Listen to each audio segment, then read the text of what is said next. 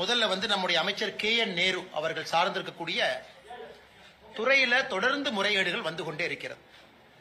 நம்ம பார்த்த இதற்கு முன்பு என்ஃபோர்ஸ்மென்ட் டைரக்டரேட் அமலாக்கத்துறை அவர்கள் அக்டோபர் 2025ல 888 கோடி ரூபாய் ஊழல் நடந்திருப்பதை சுட்டிக்காட்டி நம்முடைய பொறுப்பு டிஜிபிக்கு ஒரு கடிதம் எழுதியிருந்தார்கள். அமலாக்கத்துறையை பொறுத்தவரை அந்த கடிதத்தில் குறிப்பிட்ட 150 நபர்கள் பின் பாயிண்ட் பண்ணி கொடுத்திருந்தாங்க. வாட்ஸ்அப் சாட்டு, எப்படி பணம் மாறி இருக்கு, குறிப்பா நேரு அவர்களுடைய அமைச்சர் இருக்கக்கூடிய துறையில இன்ஜினியர் அபிஷியல்ஸ் அவர்களுக்கு அந்த பரீட்சைக்கு 25 லட்சத்திலிருந்து 35 லட்சம் ரூபாய் வாங்கியது ஏற்கனவே பத்திரிகையாளர் சந்திப்புல பேசியிருக்கோம். நான் டீட்டெயிலா போக விரும்பலீங்கன்னா அது உங்களுக்கு தெரியும்.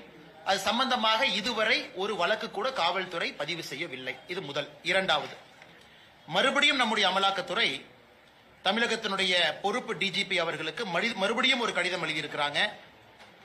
டிசம்பர் 3ஆம் தேதி கடிதம் எழுதியிருக்கிறாங்க.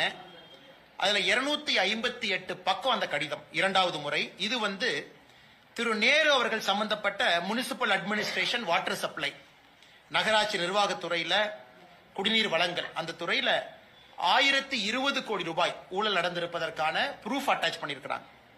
இது குறிப்பாக நகராட்சி நிர்வாகம் மற்றும் குடிநீர் வழங்கல் துறையில அங்கே பொறுப்பேற்கக்கூடிய கான்ட்ராக்டர்ஸ், அரசனுடைய கான்ட்ராக்ட் கிடைக்கக்கூடிய கான்ட்ராக்டர்ஸ் எப்படி பிரைப், லஞ்ச பணமாக 7.5% 10% கான்ட்ராக்ட் வேல்யூவை நேரு அவர்களுக்கும் குடும்பத்தை சார்ந்தவர்களுக்கும் கொடுக்க வேண்டும் என்பதை ஒரு டோசியரா நம்முடைய பொறுப்பு டிஜிபி கொடுத்திருக்கிறாங்க. இதில் நீங்க நல்லா இந்த டோசியரை பாத்தீங்கன்னா இது தமிழ்நாட்டில் மத்திய அரசு பணத்துல கட்டப்படக்கூடிய பப்ளிக் டாய்லெட், சானிடேஷன் சர்வீஸ், சுகாதாரத்துறை சம்பந்தப்பட்டது, நபார்டு வங்கியினுடைய பணத்தை வாங்கி நடக்கக்கூடிய ப்ராஜெக்ட், வாட்டர் ரெனோவேஷன் ஒர்க், அதாவது ஆறு ஏரி சம்பந்தப்பட்ட வேலைகள், சிவிக் கன்ஸ்ட்ரக்ஷன் ப்ராஜெக்ட். இதுல மத்திய அரசினுடைய பணமும் கூட மாநில அரசுக்கு அது நேரு அவர்களுடைய துறையின் மூலமாக இம்ப்ளிமெண்ட் ஆகக்கூடிய முனிசிபல் அட்மினிஸ்ட்ரேஷன், வாட்டர் சப்ளை, இதுல 1020 கோடி ரூபாய் ஊழலை கண்டுபிடித்து 258 பக்கம் டோசியராக பொறுப்பு டிஜிபி கொடுத்திருக்கிறாங்க. கொடுத்து கிட்டத்தட்ட இன்னைக்கு டிசம்பர் 3னா உங்களுக்கு கிட்டத்தட்ட 12 நாள் ஆகுது. அதுல குறிப்பாக இடி அவர்கள் மறுபடியும் வாட்ஸ்அப் சாட் எப்படி பணத்தை வாங்கியிருக்கிறாங்க, ஹவாலா டிரான்சாக்சன், துபாய்க்கு ஹவாலா மூலமாக ஓவர்சீஸுக்கு அனுப்பி இருக்கக்கூடிய ப்ரூஃப், அது எல்லாம் கூட கொடுத்திருக்கிறாங்க.